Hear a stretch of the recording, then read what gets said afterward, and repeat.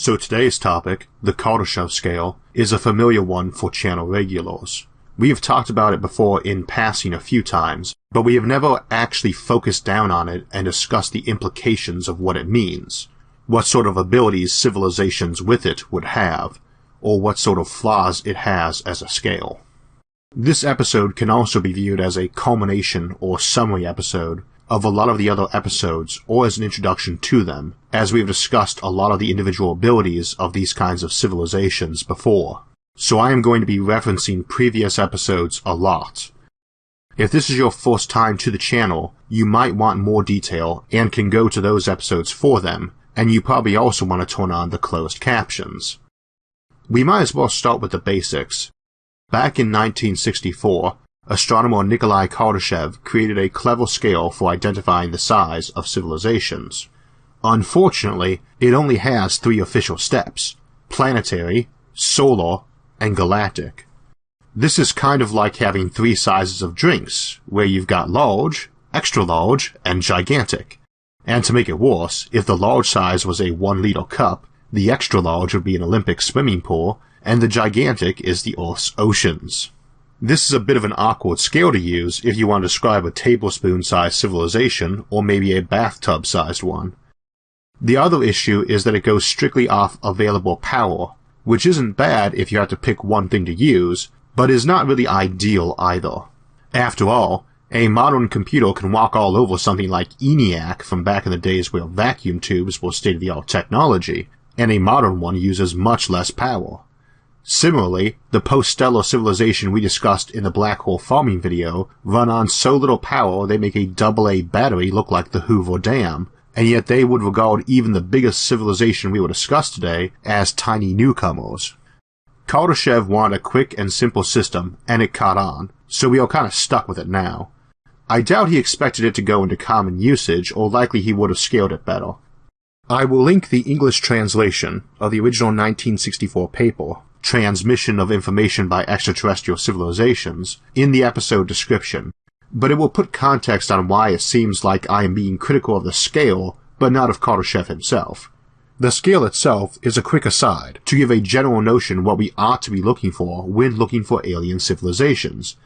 He does not even care about our own, which does not even make it onto the scale as a Type 1 civilization, let alone anything pre-technological. Now, the 3 types he outlines, types 1, 2, and 3, are defined by how much power they have access to.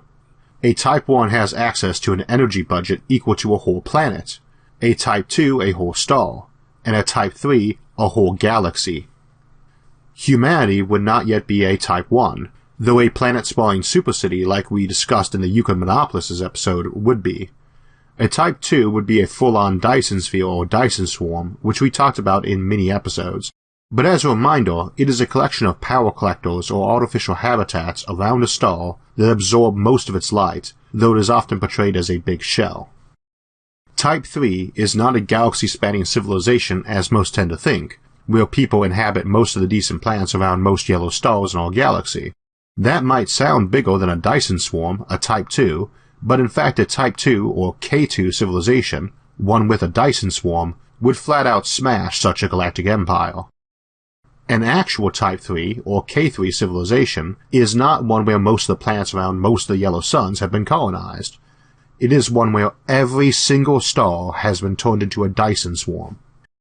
Lots of folks have proposed minor alterations to the Kardashev scale, or whole new scales, but I think Carl Sagan had the best modification that keeps it as basically the same scale, but a bit more useful. He just tweaked it to follow a better order of magnitude scale, nice even tens. So in Sagan's, a civilization with access to about a megawatt of power, or 10 to the 6 watts, is a Type 0. A Type 1 would be 10 to the 16th watts, a bit less than Earth gets. A Type 2 would be 10 to the 26 watts, which is pretty close to our Sun's output.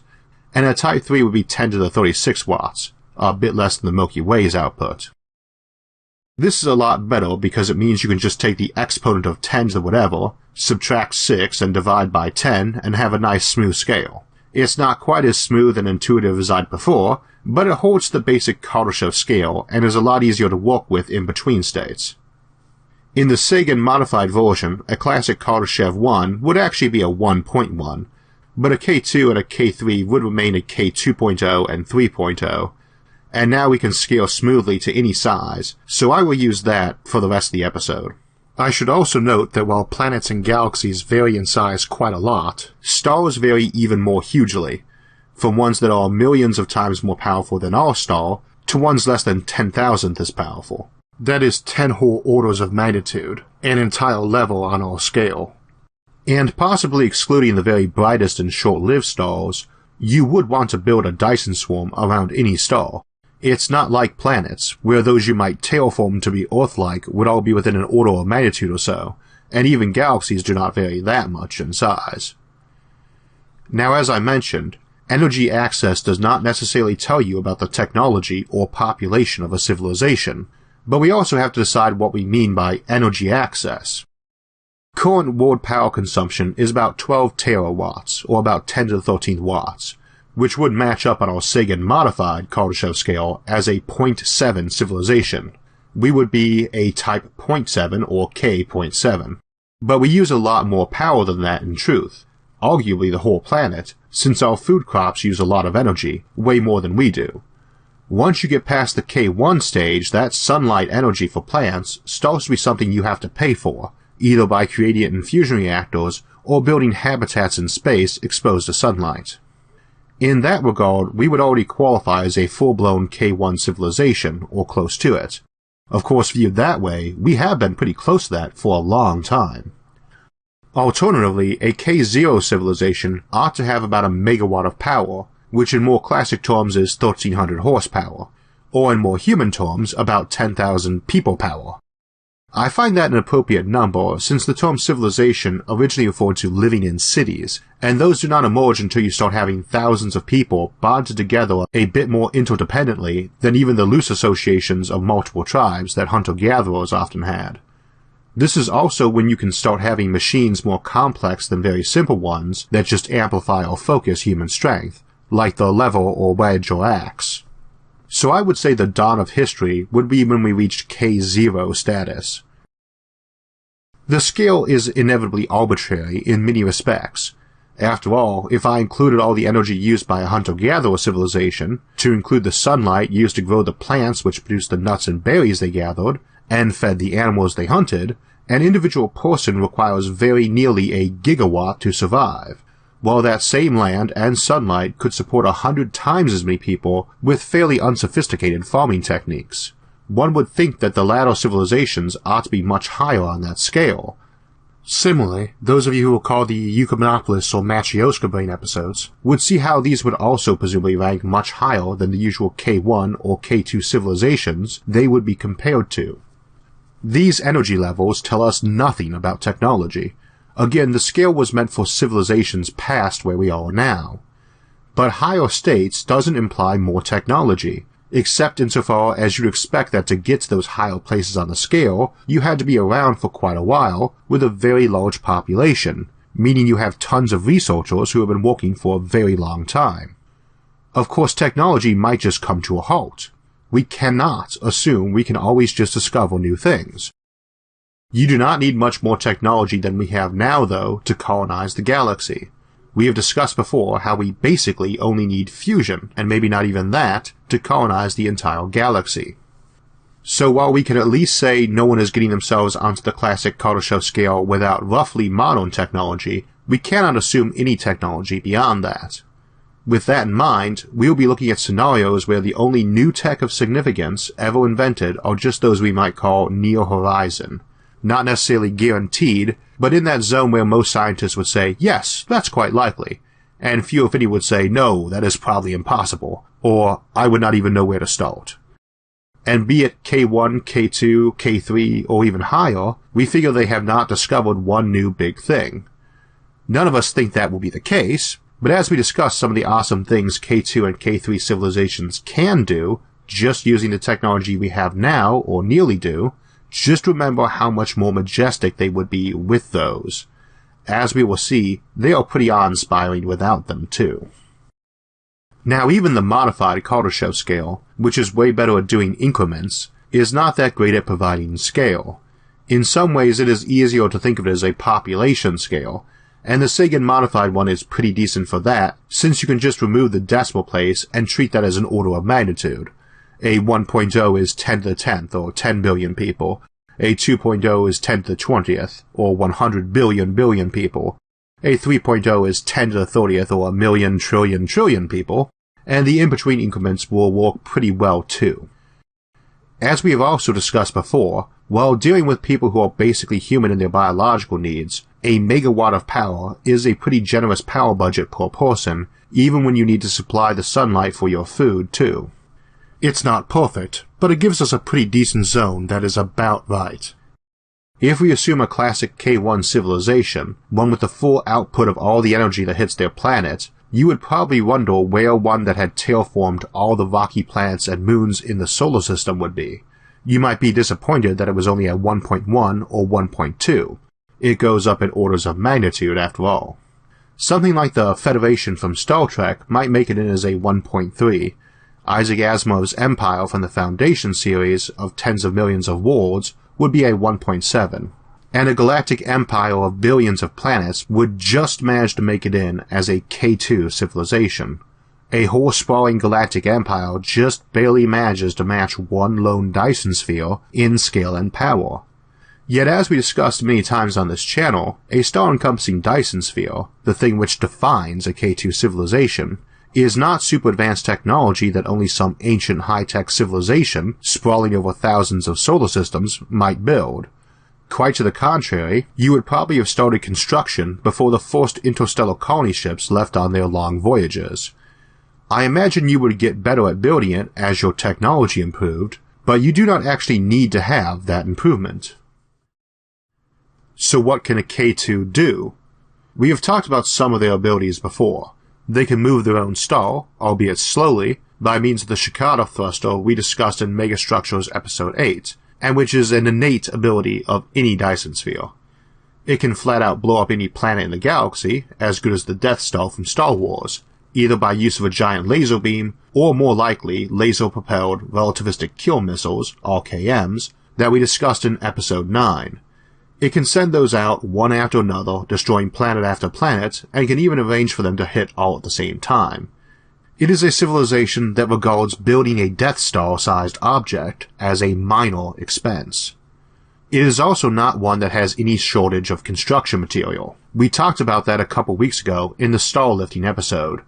They also have no shortage of labor to use to construct stuff with, even if they haven't got the kind of super automation we discussed in the self-replicating machines episode. A K2 civilization would outnumber us by at least 1 billion to 1. For every citizen we have on Earth, they have an entire Earth's worth of population. Even with no other major technology to their advantage, they simply would dwarf us like an elephant next to an ant. They would presumably have better tech too, since where we have hundreds of thousands of researchers, they would have hundreds of trillions. I have mentioned before, in regard to the Fermi paradox, that no civilization would bother hiding themselves, since once they have sent out their first radio waves, the cat is out of the bag. I have also mentioned that interstellar empires do not need to wait till a world has discovered radio to detect them. This is why. Because while we employ thousands of professional astronomers, a K2 civilization could as easily employ trillions. Enough to employ more than one person to constantly watch every single star in the galaxy. And you could build telescopes much bigger, and also much cheaper, when you already have an industrial base in space. They could build 1 trillion telescopes, each of which made the Hubble telescope look like a toy, each aimed at a solar system constantly and manned. This does not even include that they can send ships to all those places too. In the star lifting episode, we saw that a civilization could pull thousands of Earth's worth of metal out of their own sun, but even 1,000th of an Earth's worth of building material would be enough to build an aircraft carrier mass spaceship 100 trillion times over again. Enough to send whole fleets to every single star in the galaxy without making a tiny pinprick in your available construction mass. And they can man every single one of those fleets with millions of crew members too. Not that you need to send giant armies out to invade other solar systems hundreds of light years away, since you can breed your invasion force during the long trip. Colonizing the galaxy is obviously not a big problem for them. Whether they leapfrog from star to star or just settle everything directly from their home system doesn't much matter. They can get out and colonize the galaxy and turn every single star into another Dyson sphere. This is where fiction just breaks down. Authors rarely seem to try to tackle a K2 civilization, let alone a K3. I'm not sure if the scale just blows their mind, it certainly blows mine, or if they think the audience just won't be able to get into a story that is set on that kind of scale. It is hard to write about a battle with one when it could dump 1 billion soldiers on a planet as an invasion force, and regard that like sending in a single small squad of advanced troops. Or that, even if they were quite peaceful, they could have the equivalents to Arlington National Cemetery that could sprawl over entire planet-sized areas as labyrinthine necropolises. Of course, a K2 might be a biologically immortal one. We talked about that option in the transhumanism video. But if it weren't, if they were just like us, then they'd have several billion people being born and dying every single second. I would not expect they would bury them all in the same place, or even to necessarily bury them at all, but using the typical 50 square foot burial plot, you would fill up several thousand square miles in a second, and have the entire North American continent as nothing but headstones in every direction inside an hour. You would be able to layer the entire planet with corpses every day, and a new one each day. Of course, there's no reason you would bury everyone in the same place, and indeed I do not want to imply a K2 would be some unified civilization. The thing about a classic Dyson swarm, say one made up of rotating habitats in the O'Neill cylinder range, which has about 1/6 of the land area of Long Island in New York, is that you would need trillions of these things, each home to around 1 million or more people, or less if it was a dedicated nature preserve or something. That's another ability of K2 civilizations. They could devote a tiny portion of their energy budget to nature preserve habitats and have thousands of planets worth of habitats just for critters. A K2 has over 1 billion times the living area we do, and you can make habitats on par with large islands or places like Yosemite National Park without needing any super strong materials, and you could make billions of those without them being even 1% of your space, because you have trillions of these kinds of habitats.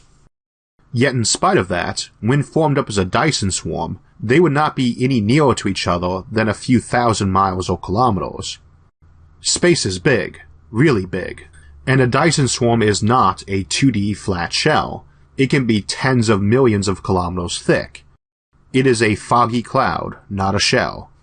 Each of those habitats is basically its own nation-state, and if it is orbiting as part of a ring, then it only has 2 permanent neighbors, one before and one after it in their orbit around the Sun. These are very self-sufficient constructs, and it probably could not even be blockaded from the Sun's light, since it likely would have a backup fusion reactor or something, and if it did, they could have 1 billion years worth of fuel stored up on hand, and they can pretty much recycle everything else. Trying to besiege one might be a process of several million years if you are not willing to actually attack it, just embargo it. You can certainly blow up an O'Neill cylinder, but trying to invade and occupy one would be a nightmare with essentially only 2 skinny openings to come through. So you have a setup that trends towards a lot of autonomy, since once built, especially if they do have fusion technology, they do not need new shipments of material or fusion fuel more often than on huge timelines, and you are pretty much limited to telling anyone who feels like being isolationists to do as you tell them or you will kill them all. Which is not as good a negotiating position as it sounds like. You have got, we will cut off your internet, and we will blow up your habitat as your diplomatic arsenal. Presumably, you would end up with at least a league of associated habitats who had at least a loose set of rules you had to follow to stay in that group. It could be a lot more unified than that too, but that is the caveat on the sheer scale of these civilizations, because there is no obvious means of compelling unified action short of outright blowing up habitats. Don't expect that to result in inaction though. We have never had a single unified planetary government, and we still get a lot done, and that has been the case for countries with very autonomous subdivisions or very unified ones too. 1 billion colony ships launched by a tiny sliver of a K2 instead of hundreds of trillions is still pretty effective at colonizing the galaxy. Any individual habitat ought to be quite capable of building an interstellar ark all on its own, or people from all over could crowdsource them too.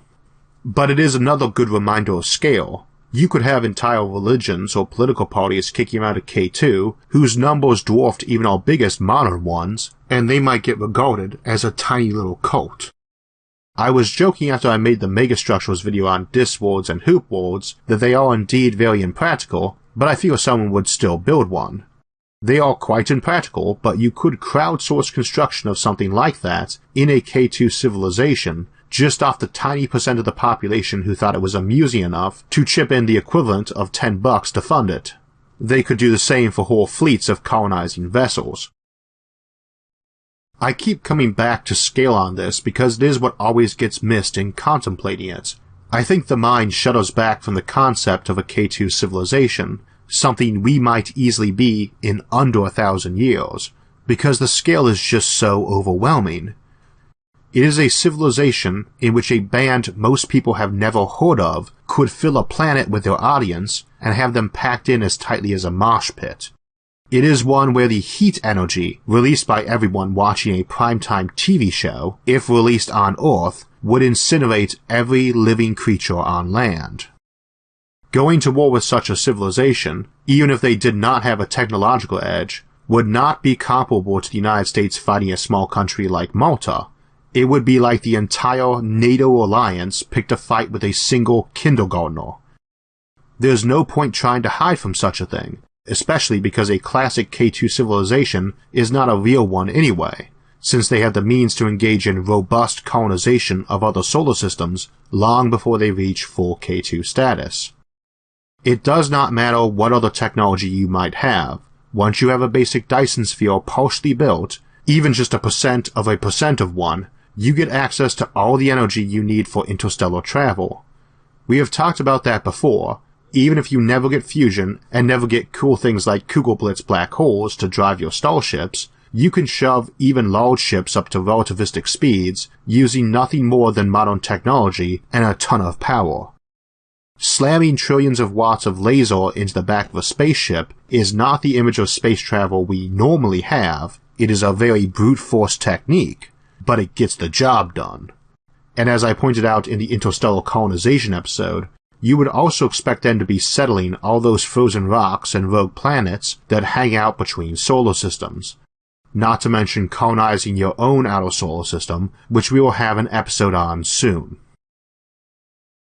So even as that Dyson swarm is getting built ever more completely, slowly adding more and more objects to your swarm, your outer solar system is getting colonized too.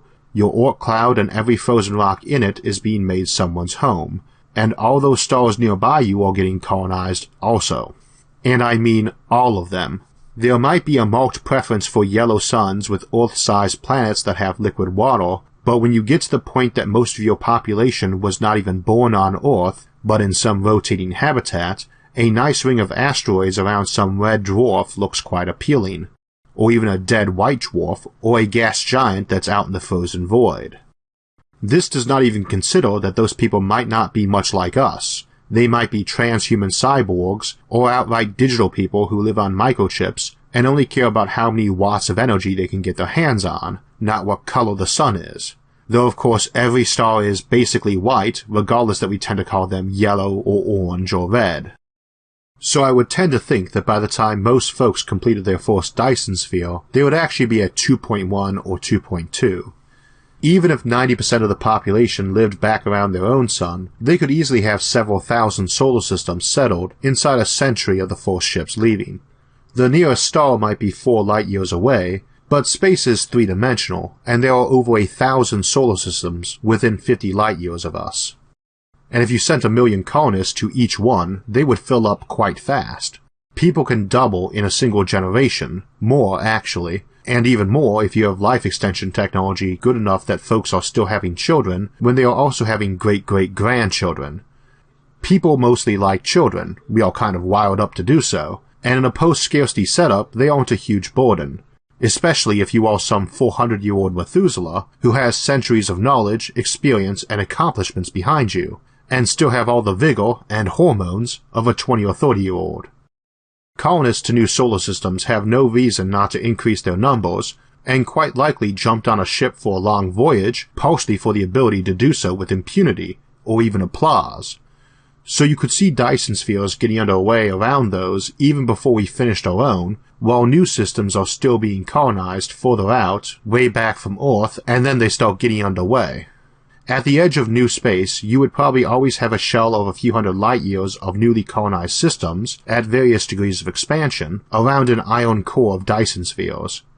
This would eventually absorb the entire galaxy into a genuine K3 civilization.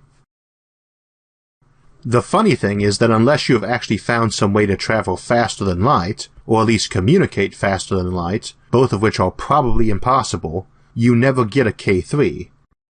I mentioned already in regard to K2 civilizations that the default setup, trillions of rotating habitats that seem packed together, but in reality have lower population density than Earth, would probably tilt toward a lot of autonomy and local sovereignty.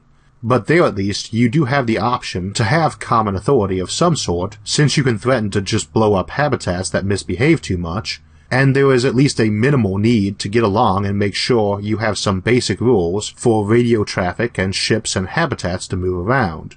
It is not much, but there is some minimal need for cooperation, and some option to compel people to cooperate. Once you get into other solar systems, there is just none. Yes, the original solar system, and later the core systems near it, will probably have a strong headlock on technology and science and new art and entertainment. But it would be very hard to prevent anyone from getting their hands on it, considering it would only take one infiltrator with a decent laser beam to send that information onto the rebellious home system. So to be honest, I just don't think anyone would try to maintain an interstellar empire. I don't think you would see interstellar wars either. I can imagine hundreds of wars going on inside of K2, with armies and fleets that would make World War II look like a schoolyard brawl. Though ironically, even such conflicts might be considered minor squabbles inside an otherwise peaceful solar system. But interstellar ones, without fast-and-light travel, would almost have to be limited to squabbling over all those tiny icy rocks in between those solar systems, which might best be regarded as rural villages of mighty metropolises.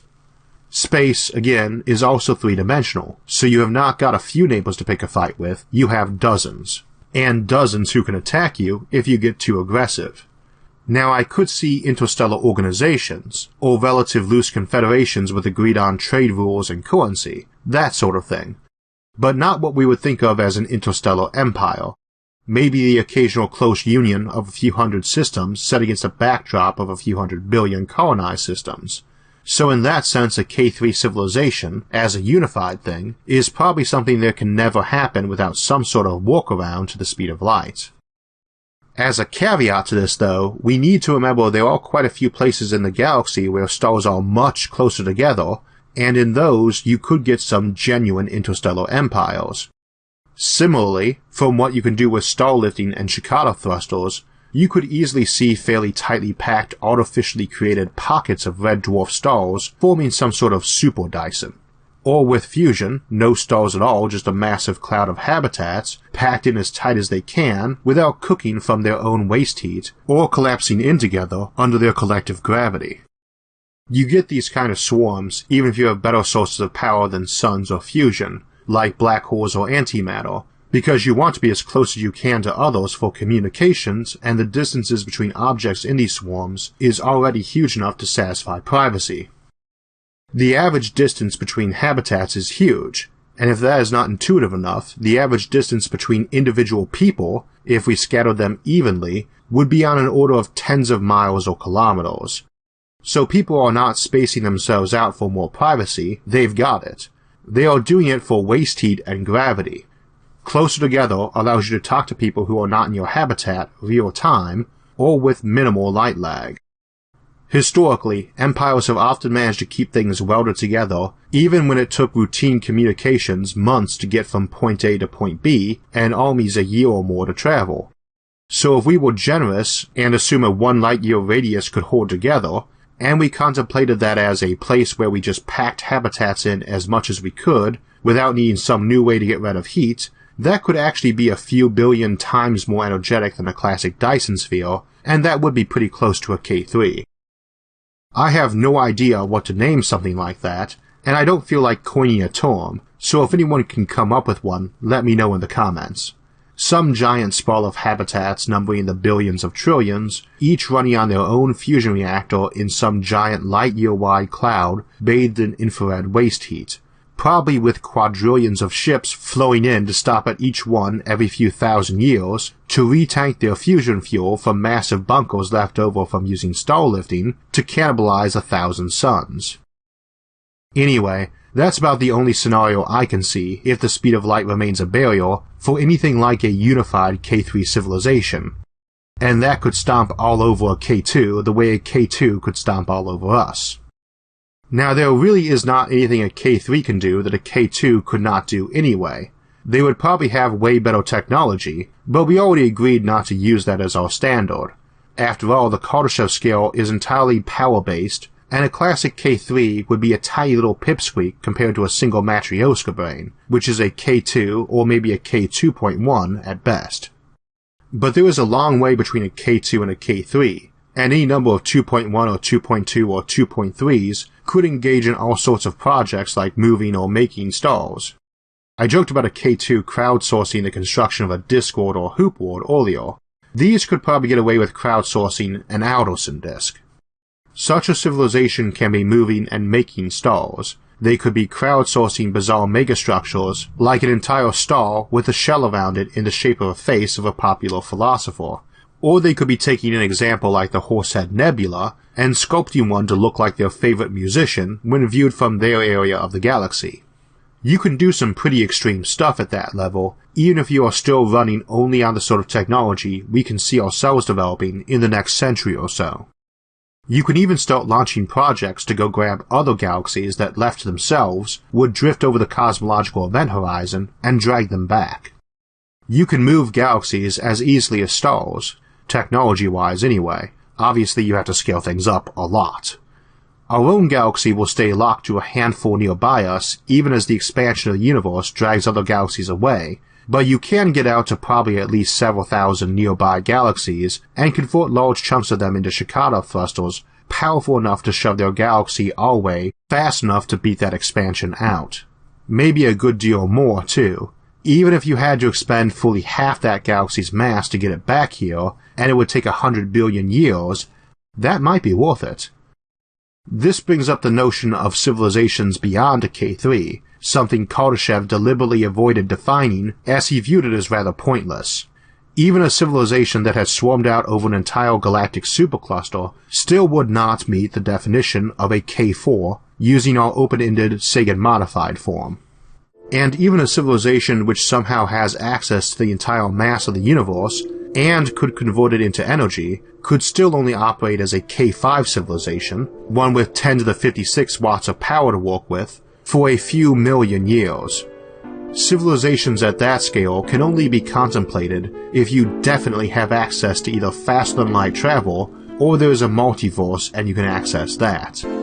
Or you've just learned to sneer at the laws of thermodynamics and genuinely do have the equivalent of a power strip that can run by plugging it into itself. I think we will wrap up on that note. As mentioned, we discuss a lot of these ideas more in other episodes, and we'll probably have even more episodes on some of these topics in the future. By now, you ought to have some feel for how immense these sorts of civilizations can be, and why we could and will probably become one ourselves. This also wraps up closely with the Dyson dilemma of the Fermi paradox, since it is contemplating what these sorts of civilizations can do, and how likely they are, that leads to the conclusion of the Dyson dilemma that intelligent life must be exceedingly uncommon, or we should see these everywhere by now. By the way, I would like to thank Martin Rezny of Resonance for providing the musical accompaniment for this episode. If you would like to hear more of his work, or just hear it without me talking over it, he's on SoundCloud, and there's a link in the episode description to his work. If you enjoyed this episode, make sure to subscribe to the channel for alerts when new episodes come out, and please like and share the episode with others. Until next time, thanks for watching, and have a great day.